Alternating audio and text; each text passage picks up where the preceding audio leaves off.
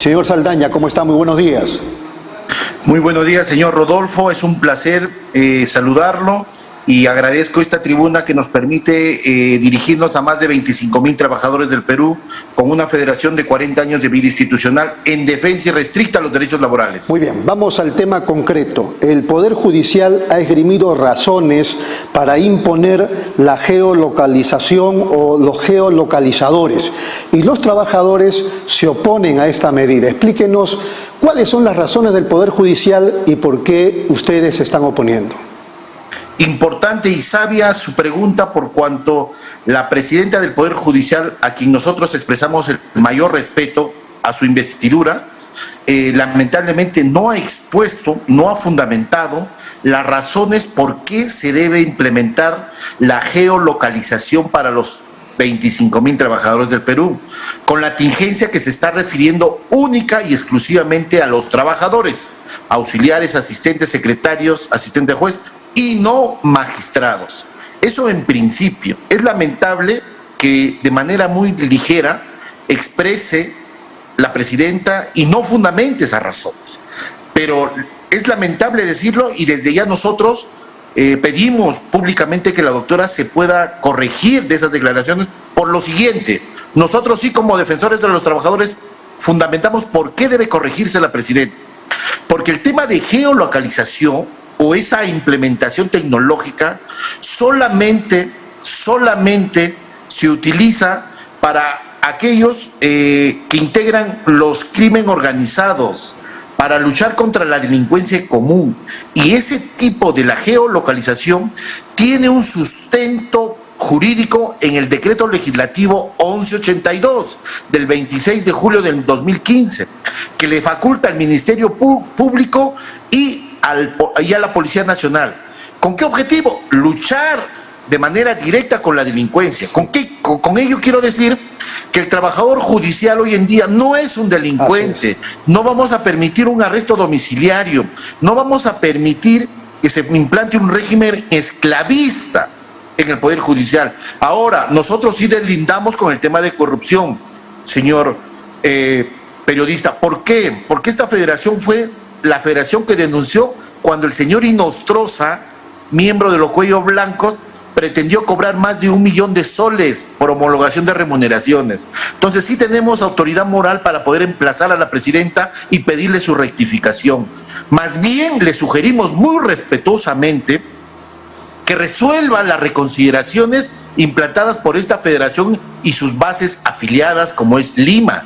Hay reconsideraciones como el pase indeterminado, hay reconsideraciones como el tema de un horario de verdad muy agresivo y que expone la integridad física y la vida de los trabajadores, por cuanto a través de una resolución administrativa 102/2021, la presidenta pretende de que el trabajador judicial haga labor 5 horas diarias en esta segunda ola de pandemia, donde hay más de 433 muertos en un día y donde hay 326 trabajadores a nivel nacional del Poder Judicial que han perdido su vida, sin contar los familiares que son los padres y madres. Y encima la presidenta quiere que trabajemos 5 horas diarias, que nos traslademos en nuestro bus de 1 hora, 40, hora y media, llegar a nuestro domicilio, ingerir nuestros alimentos, nuestra cena y nuevamente conectarse 3 horas adicional el mismo día. Eso es inhumano. Y por último, señor periodista, para terminar mi idea, hay que hacer entender a la población que hoy en día el trabajador judicial tiene que comprar su laptop, su computadora, tiene que pagar el servicio de internet, tiene que pagar el tema de luz, tiene que imprimir algunos documentos de carácter urgente. Y ese presupuesto en el Poder Judicial esperamos y le exigimos a la doctora que vaya canalizado al expediente digital, a la modernización de los expedientes para que los litigantes puedan en realidad tener justicia de manera pronta. De esos 25,000 trabajadores judiciales, ¿cuál es el porcentaje que desarrolla un trabajo virtual, por favor? Definitivamente hay un promedio de 35% de trabajadores que hacen trabajo presencial, 35%. El 65% hace un trabajo remoto, donde tiene que asumir el costo íntegro, porque el Poder Judicial no te da un sol para pagar la luz, el internet y menos adquirir una computadora hoy en día, que los precios suben de 2.500, 2.900, porque tiene que haber una tecnología mínima para conectarse a la red del Poder Judicial. Entonces, nosotros nos preocupa esta política antilaboral que consideramos un hostigamiento, un acoso laboral. Ahora, debemos dejar en claro que el trabajador judicial hoy en día labora en su casa, tiene una hora de ingreso y tiene una hora de salida, así sea remotamente. Y ojo, lo que no saben los litigantes ni los ciudadanos, el trabajador judicial tiene que reportar diariamente cuáles son las labores que ha realizado, vale decir, cuáles son las resoluciones que ha proyectado, cuáles son el desplazamiento del trabajo que ha desplegado durante el día. No nos olvidemos que hoy en día el trabajador judicial, me refiero especialmente al especialista judicial o al asistente de juez, tiene que proyectar resoluciones de calificación de demandas, tiene que proyectar resoluciones de sentencias. Entonces el trabajador está ligado a coadyuvar en la administración de justicia. Muy bien. Ahora pedimos que sí un trato digno a través de los trabajadores judiciales. ¿Esta imposición de los geolocalizadores es a los 25.000 trabajadores judiciales o a un sector? Lo que la presidenta pretende no ha sido, usted realizó la primera pregunta, ¿cuál es el sustento?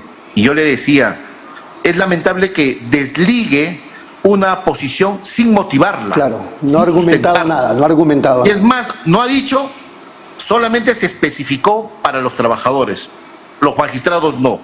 Implicaría a todos los trabajadores. Ahora, bajo una asesoría que hemos contratado nosotros como federación para poder dar una opinión técnica y responsable, ¿cómo se tiene que aplicar esta geolocalización? Y es simple, la geolocalización se aplica de dos formas, con el IP de la computadora que está ligado, que es de propiedad del trabajador, y la otra es que se aplica con el IP del celular. ¿Usted sabe qué significa que se localice el celular del trabajador? La pregunta es, ¿atentaría contra la intimidad, la seguridad personal del trabajador? Por supuesto, eso es desmesurado. Yo termino esta frase, señor periodista, y le agradezco por este espacio, y le va a agradecer los 25.000 trabajadores del Perú. La pregunta es la siguiente. ¿La geolocalización es productivo dentro de las investigaciones penales? Sí. ¿Para quién está destinado? Para presuntos delincuentes, para organizaciones criminales. La pregunta es, ¿el trabajador judicial es un delincuente? No. Ahora nosotros rechazamos. Si hay actos de corrupción, venga de donde venga, deben ser investigados y en su oportunidad sancionados. Claro, individualizados en principio, ¿verdad? Exacto, no podemos generalizar a todos y hacer un trato erga omnes para todo y de manera desmesurada y desproporcional. Señor Saldaña, se nos acaba el tiempo. Especulando, ¿qué habría detrás de esta imposición de geolocalización? ¿Qué habría detrás? ¿Qué especulan ustedes? De verdad que nosotros nos cuesta analizar y identificar cuál es el móvil, ¿no?